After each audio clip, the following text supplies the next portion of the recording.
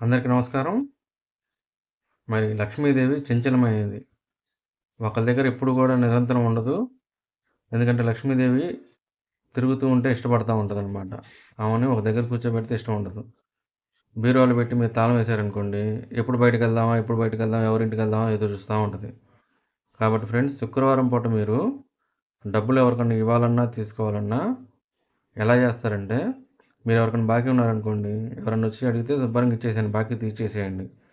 మీకేమైనా రావాలనుకోండి, అవకాశం ఉన్నంత వరకు వసూలు చేసుకోండి. అంతేగాని శుక్రవారం పూట ఎవరు డబ్బులు ఇవ్వకూడదు కాబట్టి అని చెప్పి బాకీ ఉన్నోళ్ళకి కూడా మీరు ఇవ్వలేదనుకోండి, లక్ష్మీదేవి ఏం చేస్తది? ఎప్పుడు బయటికెళ్దామని చూస్తది కాబట్టి ఇంకొకళ్ళ ఇంటికెళ్దామని చూస్తా ఉంటది.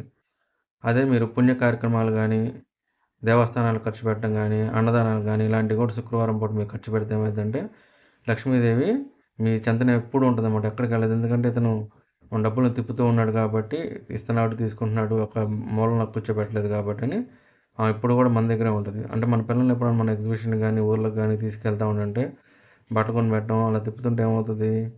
వాళ్ళెంతో పిల్లలు హ్యాపీగా ఫీల్ అయ్యి మా తల్లిదండ్రులు మంచోళ్ళు ఉన్నట్లే లక్ష్మీదేవి కూడా మీరు చేసే కార్యక్రమాలను బట్టి మీ దగ్గర ఉండాలా, పక్కనోళ్ళ దగ్గరికెళ్ళిపోవాలని చూస్తా ఉంటది కాబట్టి, శుక్రవారం పూట బేషుగ్గా మీరు చేయాల్సిన కార్యక్రమాలన్నీ చేసుకోండి. అయితే కొత్త బాకీలు చేయొద్దు. మీరు అప్పులివ్వద్దు ఎవరికీ. అర్థమైందండి? ఎవరికీ అప్పివ్వద్దు. మీరు బాకీ చేయొద్దు. ఆ 2 చేయకుండా ఉంటే మిగిలినయన్నీ చేసుకోండి. లక్ష్మీదేవి ఎప్పుడు మీ దగ్గరే ఉంటుంది.